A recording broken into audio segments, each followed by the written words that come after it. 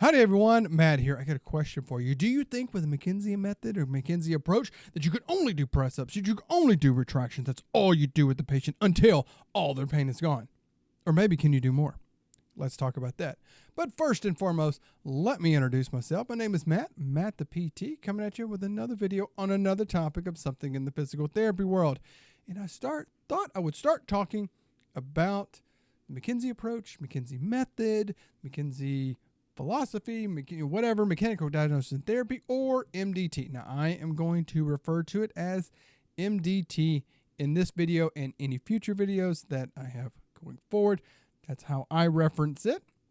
And if you know me, you know that I am a diplomat in MDT, meaning I hold a diploma from the Institute, which means I have done all A through E, completed the certification exam, went through the diploma program, which consists of a theoretical component for like 10 weeks, then a residency component for about 9 weeks, and then completed and passed an exam to receive the diploma from them and to be recognized as a diplomat. And I wanted to talk about this because I often see there are components and things about MDT that are misunderstood. And the misunderstanding often comes from people who don't have a deep knowledge in it. Maybe they took A, maybe they took A and B, maybe they took all of them, and just didn't really get into it. Now, you may have your own opinion about it. I just want to share this component of it. Now, I will say my background, of course, is utilizing the method. However, I have also spent time looking into other components of MDT. So talking with people who did get to work with Robin, reading books that were about him or his treatment methods, or listening to interviews, and really utilizing these things that were said to help shape my approach. And I will say, I utilize MDT as the basis of my approach with somebody. I will tell everybody, I work in orthopedics. That is my thing. That's what I am the most comfortable with with seeing people. And I know that we all have our strengths in things that we like. And I think that is wonderful. And we need that. If you like to do in a certain area, please go into that, because there are so many people who need those things. Mine is orthopedics. I really like it.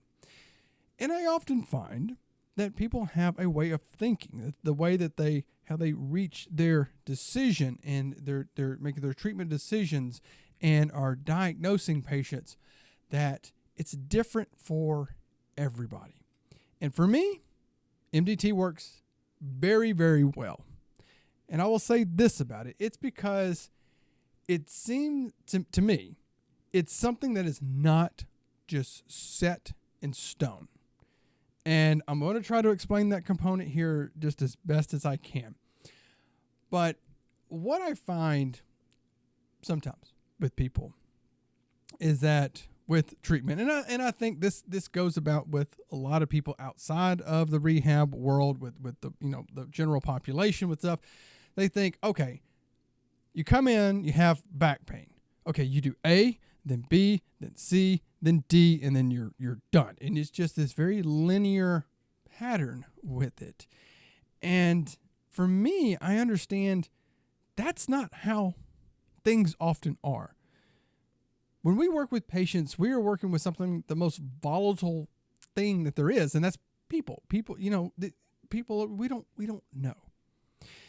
And when somebody comes in, we don't know how they're going to be. Are they going to be getting better? Are they happen to be getting worse? Are they, is it easily flared up? Is it not? Is it, so it's going to be different every time. And understanding that components of things, and that there's many factors in the components, the multifactorial component of things.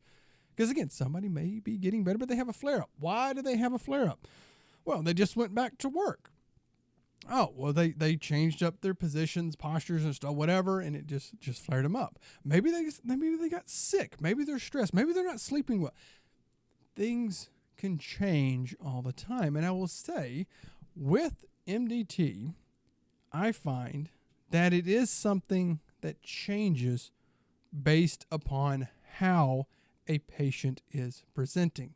So that comment I made in the beginning, that is what it seems like like people will say very, very often, that when somebody comes in, oh, they got back pain, just do the press ups. And that's all that you give them. And I've seen it from people who are part of who've taken an A or a B, taken the courses, and they're like, hey, I'm getting here. That's just all you do with somebody.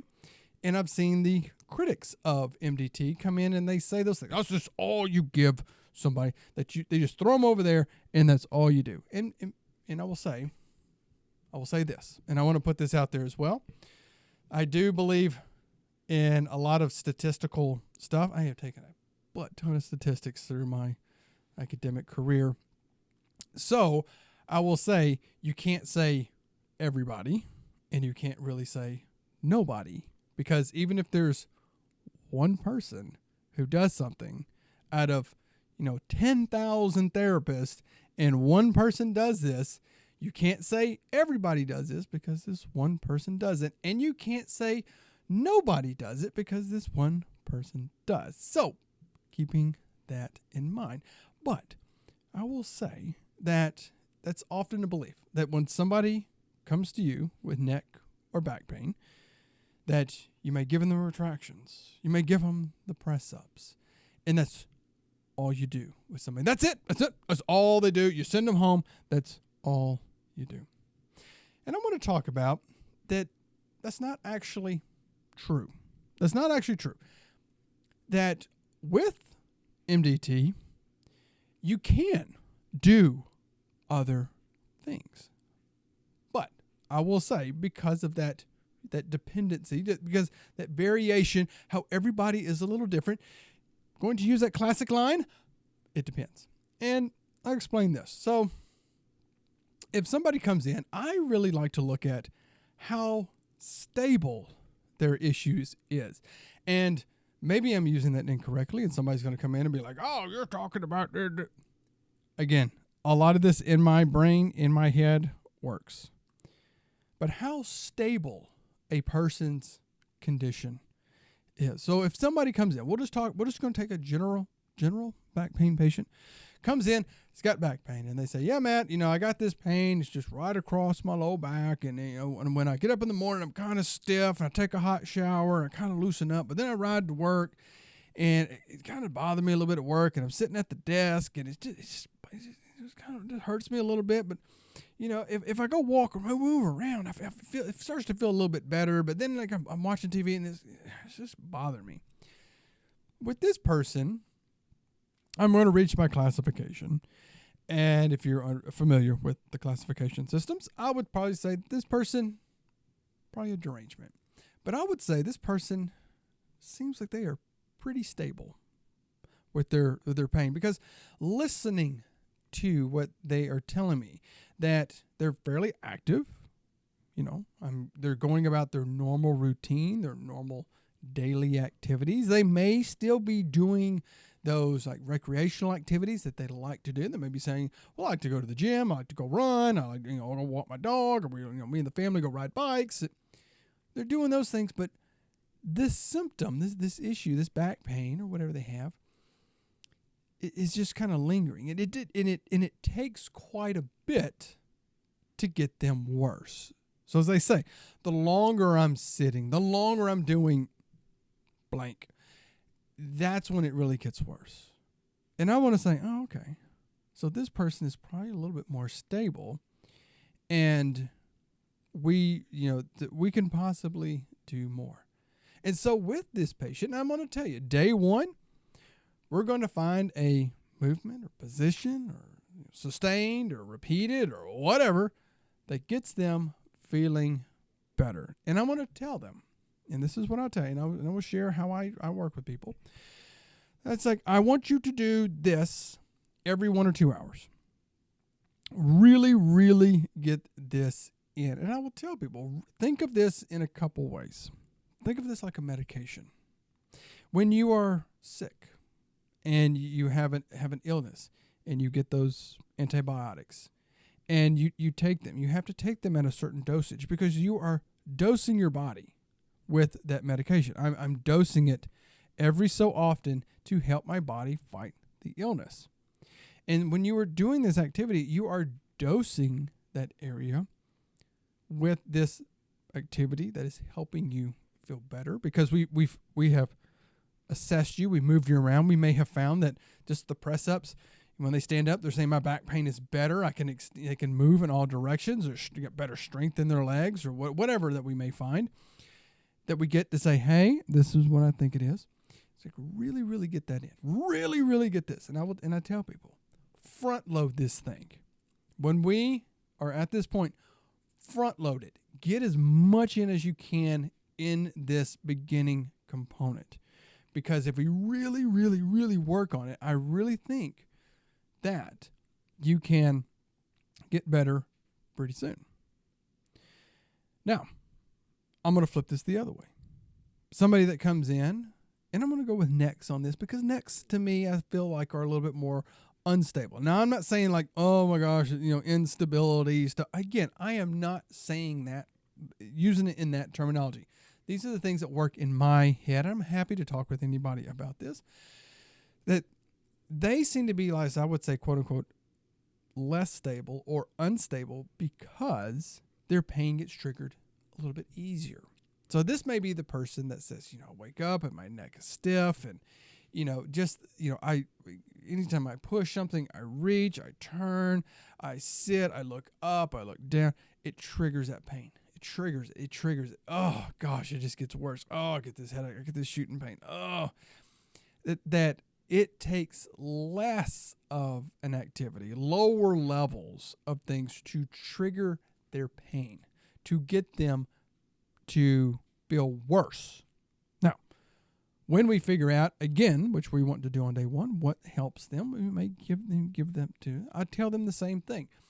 I really, really want you to get this in through the day, think of the medication, dose this thing really heavily on the front end. And I'm going to say there's a little bit of a different discussion. Now, again, I believe this is another issue that people do. They try to paint with this broad thing. All the McKenzie people, again, you cannot say that because even if one doesn't, it's not for everybody. So you cannot say that. But this is what I tell people because people feel like with MDT that it's like, flexion is the most horrible thing. And if, that we tell people, if you flex, everything will just blow up and your spouse will leave you and you'll be homeless. What? No, we don't say that stuff. We don't. But, and you can actually even find this in discussions with Robin himself. And there's a book that he has called Against the Tides, which he explains a lot of his principles and philosophies and things like that. He was very big about getting people back to doing other things, getting back to living their lives and functioning and doing stuff as soon as possible. So I will say at this point, I tell people at that first visit, I may or may not tell them about avoiding certain things. I do happen to lean on the things that if we look back through their history and we find that a certain activity and they say, this makes me worse, we may want to modify that in terms of we say, hey, well, can we avoid that for a short period of time? Can we change your position? Can we move something to get you feeling better? I don't tell people that flexing your spine is dangerous. It's terrible. It's bad for them. But if they tell me sitting in a chair, gosh, my back really just starts hurting me or my neck really starts hurting me, I may tell them, let's modify your sitting posture and see, do you happen to feel better when you do that? And if you do feel better, okay, let's modify that to keep you feeling better. If they happen to say like, oh, well, when I turn over and look, check my blind spot, that bothers me. It's like, okay, could we possibly look at decreasing that, to keep from triggering you? Now, I will say there have been times I'm going to be honest, I've banned people from sitting. But the reason why was that anytime they sat, it flared them up horribly. It flared them up so bad. And I'm talking about they couldn't sit for a minute. It's a very rare occurrence, but I tell them, hey, well, you're just not allowed to sit for like a day or so.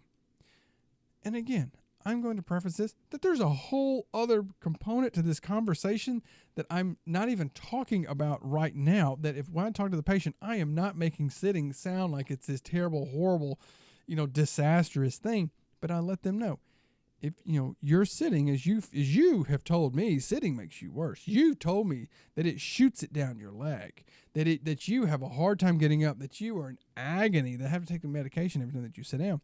Let's just avoid it. So you either have to stand, sit on like something like a bar stool, or just lay down, that you happen to tell me. And so they may have to spend 24 hours just avoiding that. And I will tell you, often when I've done that with people, they will come back and say, hey, I feel better. Okay, now we can start getting back into it. Now that's where the other component comes in. Often with your patients, after that first visit, as they start feeling better, you want to get them moving. Let's start doing some stuff. Let's do all that other stuff that we have learned as therapists through our careers, through school and all that. Start doing that stuff. Start doing that stuff. I'm telling you, start doing it. Start moving people. Start doing stuff. Be dynamic, doing stuff. But this is the thing that we do. We are monitoring what your symptoms do when we do that. So I'm going to have patients start to squat, bend, lift, push, pull. We are doing those stuff. And I tell patients, I am going to probably bother you so bad, but I'm going to ask you what your symptoms are going to be doing all the time, because I want to know. If I have somebody doing a kettlebell lift, maybe in a modified, whatever it happens to be that we are doing, what's going on? What are you feeling? How's your back feel? What does this feel like? What is this doing? And if they start telling me, hey, this is kind of bothering me a little bit, we may say stop. Again, we're going to quantify that. We're going to quantify what it is. But we're going to see what they're doing. Then afterwards, how are you feeling? What are you feeling? Do you feel anything? Any losses of motion? Any pain here, there? What are you feeling? So what are we doing? We are, the components of this is teaching somebody that, yes, you can move. You can do things, and your symptoms don't come back. But I also tell them, because this may happen. We start bending, we start twisting, we're doing something that kind of bothers me. All right, we may have found the press-ups help you. Go lay back down. Knock out your press-ups. So what did this just teach them as well? And we use this as a moment to talk as well, to say, okay, you see how when you did this, it started bringing off your symptoms? And I may not even use it in that term. I said, hey, you see how we did this and your symptoms come on and you just made them go away? And I tell the patient, you made them go away. You did it. You did it. See how you're doing? Then they start to say, okay, look, this stuff isn't dangerous because I'm able to make it go away. And that can carry over to other stuff. And we talk about, hey, carry this over to your other things, that if you happen to feel, if you do something and it triggers your symptoms, you know how to make it go away. You know that you don't have to go for that bottle of medication. You can go do blank and get yourself better. And that is a big thing. As soon as somebody starts to feel better, you keep going with them. You start doing things with them. That builds their confidence, their strength, their whatever it is. That is, they're getting better, but you are also still utilizing maybe whatever that reductive motion or movement or whatever it is. You still can utilize that to get them better. And I tell them as well, just because this is feeling better and that you're doing better with, you do, we don't want to abandon these other things quite yet. And I'll go back to a reference with medication that I was taught about, like with antibiotics, that someone told me, he said, think of antibiotics like a campfire. So the antibiotics are a bucket of water, and that illness is the campfire. So you just say, well, I just want to dump half of that water on the campfire, and I want to save the rest of it just in case. Well, you may not have fully extinguished that fire, and then if it comes back, I only have half of the water to try to fight this. So tell people, keep doing these things, even though that you are feeling better. Don't abandon it. And I will tell you, that's a mistake that happens. People feel better, they abandon it. No. Keep doing those things. You're doing great. You're returning back to your life. And often I'm telling people, like, go back to the gym, go back to whatever that you're doing. Do those things. And then they're very aware. They're in tune, and they're saying, hey, yes, I know how this feels. I know this feels good. This is okay. This is not dangerous if I have something coming on, and I know how to fix it. And I'm still doing my press up, retraction, flexion, rotate, whatever we happen to give them. They're still doing those things and say, hey, I'm still feeling very, very good. And then that can lead to the recovery of function, which we may save for a future day. But that is something about MDT I want to talk about. Yes, I will tell you, when you are working with your patient, get them moving as soon as they're starting to feel better. Or even if they maybe they're just stable. Maybe they're not getting better, but they're not getting worse. You can get them moving. With MDT, you're not stuck to say you only do this with the patient. No, it's something that's very dynamic, because patients are dynamic. They can come in feeling great. They can come in feeling bad. They can come in feeling the same. They can come in with so many things, and we know how to work with each of them, but don't think you have to do A, and then you got to do B, and then you got to do this, and then you can only do this once you got this. No, because you may be able to jump to D or F, or Z, really quickly. You can just bounce all over the place depending upon how the patient does. So there you go. That's a component about it. If you got questions about it, I'm always happy to talk about it. But what's your belief? What's your experience? All that. Happy to talk about that down in the comments below. And I would say, if you enjoyed the video, please hit that thumbs up button. Like I said, please leave a comment about your beliefs, opinions, or experience with it, and consider subscribing to the channel. It doesn't cost you a copay, and it helps out so much. And with that being said, take care of yourself, take care of your patients. I will see you next time.